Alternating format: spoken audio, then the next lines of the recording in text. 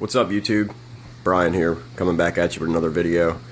We picked up some new equipment, went ahead and installed them yesterday, so wanted to give you guys a video of what all we did. So let's get into it. We picked up the Trigger Systems Ruby Sump 30. This thing is absolutely amazing. Took me a while to get it all set up and get it in here. Space in my cabinet here was kind of limited. I did measure it before I bought it, so I knew it would fit, but it definitely took some finagling to get it in here. So let's give you an overview of it, shall we? Alright, so as you can see, the water drains down into the first filter sock there, which was pearl white when I first got it yesterday, but as you can see, in 24 hours that filter sock is not so white anymore. The water then moves its way over into the protein skimmer section, which they're both housed in the same section, which is nice. So that way, anything that the filter sock doesn't get, your protein skimmer has first crack at it. So that's awesome. Now with my issue here is with my protein skimmer, my return nozzle on this Reef Octopus 110 needs to be above the water line. Having it submerged, it wasn't functioning properly, so to combat that issue, I just went ahead and took a piece of egg crate and some PVC pipe, set it on there so that way it stays above the water line and it's functioning perfectly fine. So moving on, the water then leaves the protein skimmer, comes down here through this area, diffusing the micro bubbles and into the what I'm going to have is the refugium section. As you can see, I got a little piece of live rock in there. I'm going to pick up my chaetomorphin here in the next day or so. I went ahead and added a 100-watt LED light to help grow the algae and get that thing moving so it can diffuse any nutrients, phosphates, anything that the protein skimmer didn't pick up. I know you can't see it well, but I got a little digital thermometer here to help me know what the water temperature is in the refugium. The water then goes through these slots right here, through this little mesh pad, and then filters down below here, and you can put your bags of media down there. So I've got a bag of GFO that it's all dripping down over. So then the water moves over here finally to the return pump area. Now, as you can see in the back there, I picked up another piece of equipment. We picked up the Tunze Osmolator auto top off. My camera will focus, there we go. And this thing is absolutely awesome, people. If you do not have one, I would highly suggest you getting one. Now, there's tons of videos on YouTube showing about it and unboxings and all, so I didn't do an unboxing for it. I do apologize for that, but I'll go ahead and just give you a brief overview on how it works. So basically, there's my sensors there.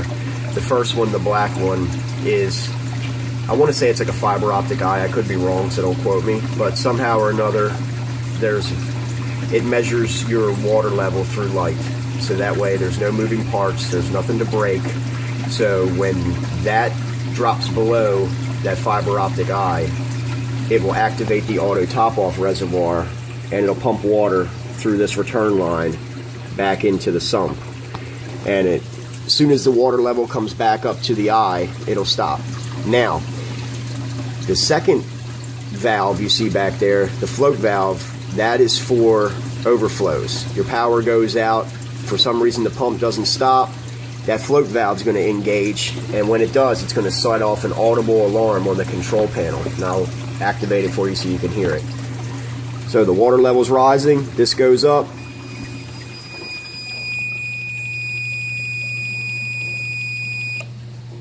And as you can see, it alerts you with an audible alarm to let you know that something is wrong. So that's an awesome feature. I'm totally happy with that. I went ahead and added another power strip with a surge protector to run all this really important equipment. The auto top off, it was a great investment. Basically, here's your controller here. When the water level gets too high, that will light up. You'll hear the audible alarm. When you lose water in your sump, the pump will kick on, that light will come on, And then when your water storage reservoir is getting too low, Tunzee's auto controller will also let you know, and that will light up. Now for the reservoir, I just have a 5-gallon old salt bucket here, and basically the pump itself is nothing special. It's just a small little bilge pump.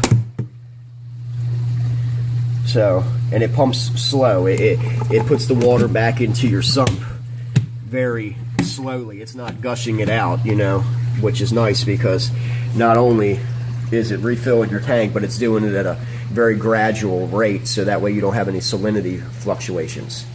So it's 2 good purchases. I don't know about you, but for years I was filling up these buckets right here, or excuse me, these jugs with RO water, and having to come into the old sump and dump it in as an auto top-off system, and that's just not feasible. It's not good for your body, it's not good for your back, and it's tedious. Nobody wants to do that.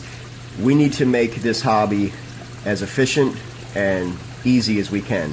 We've got enough things to deal with as far as other parts of running a system goes. So anything that we can do to make our aquarium hobby and life's easier, I'm all about it. So that was a great investment. Totally worth the money. If you don't have one, I'd suggest you get one. So, well, thanks for watching, guys. I appreciate it. If you guys have any questions, leave them in the comment section. If you haven't already, go ahead and subscribe. Like the video. We're going to be bringing tons more content at you. We're upgrading this system all the time, adding more equipment. So definitely stick around, and we'll talk to you soon. Later.